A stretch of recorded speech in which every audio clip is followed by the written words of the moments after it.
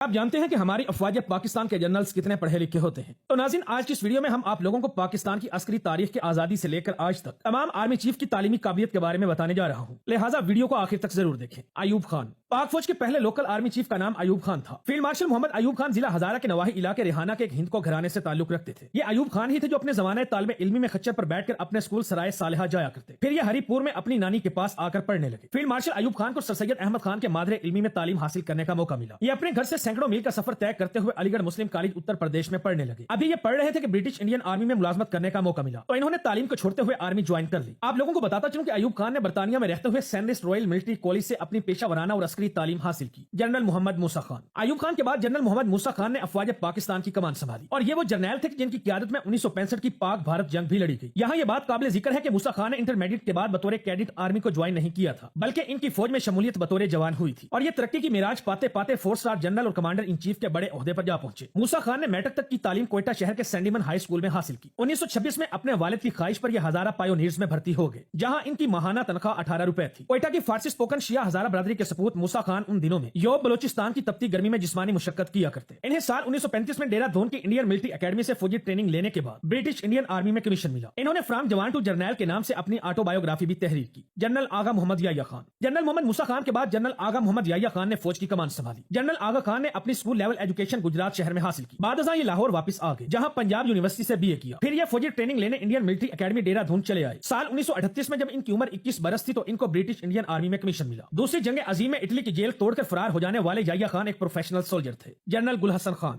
ہمارے اگلے chief general گل حسن خان نے انٹرمیڈیٹ کے بعد ڈیرہ دھون کی انڈین ملٹری اکیڈمی کو جوائن کرنا تھا، لیکن ان کا یہ خواب شرمندہ تعبیر نہ ہو سکا اور یہ فیل ہو گئے. ایسا بتایا جاتا ہے کہ کسی عذر سے امتحان گاہ میں تاخیر سے پہنچے، جس کی وجہ سے ان کے نمبرز کم آئے. اگلے سال یہ ایک بار پھر سے امتحان میں شامل ہوئے اور یوں یہ ملٹری اکیڈمی میں داخلہ لے پانے میں کامیاب ہو گئے. بعد ازاں انہوں نے برٹش انڈین آرمی کو جوائن کیا. جنرل گل حسن خان ہاکی کے علاوہ باکسنگ میں مہارت رکھتے تھے، اور ڈیرہ دھون اکیڈمی میں کسی اسٹوڈنٹ کی ضرورت نہیں ہوتی تھی کہ وہ گل حسن خان سے مقابلے کا سوچ بھی سکے. ان سے مقابلے کا مطلب یہ ہوتا تھا کہ اگلے بندے کے جبڑے کی خیر نہیں. انہوں نے فوج سے ریٹائرمنٹ کے بعد اپنی یادداشتوں کو جمع کرتے ہوئے ایک کتاب بھی تحریر کی. جنرل ٹیکا خان جنرل گل حسن کے بعد بھٹو صاحب کے من پسند اور لاڈلے جرنیل ٹیکا خان کو فوج کی کمان سونپی گئی. جنرل ٹیکا خان نے راولپنڈی سے FA کر لینے کے بعد مدھیہ پردیش کے کیڈٹ کالج سے فوجی ٹریننگ حاصل کی، اور یوں انہیں برٹش انڈین آرمی میں کمیشن ملا. دوستو یاد رہے کہ آرمی میں ملازمت کے بعد تمام سیکنڈ لیفٹیننٹس اپنے تعلیمی سلسلے کو جاری رکھتے ہیں، اور یہ وار سٹڈیز اور فنون حرب سے متعلق کئی مضامین میں اپنی گریجویشن اور ماسٹرز کرتے ہیں. جنرل ضیاء الحق مشرقی پنجاب کے شہر جلندر کی آرائیں برادری کے سپوت محمد ضیاء الحق بھی سیلف میڈ انسان تھے. ان کے والد نہایت غریب کسان تھے. کتابوں میں بھی یہ تحریر ہے کہ جنرل ضیاء الحق کے والد ایک طویل عرصے تک انڈین آرمی سے وابستہ رہے اور وہاں بغلچی تھے. ضیاء الحق نے اپنی ابتدائی تعلیم جلندر میں حاصل کی. اس کے بعد یہ دلی چلے آئے. قیام پاکستان سے 4 سال پہلے جب ضیاء الحق کی عمر 21 سال تھی تو یہ انڈین آرمی میں شامل ہو گئے. مرزا محمد اسلم بیگ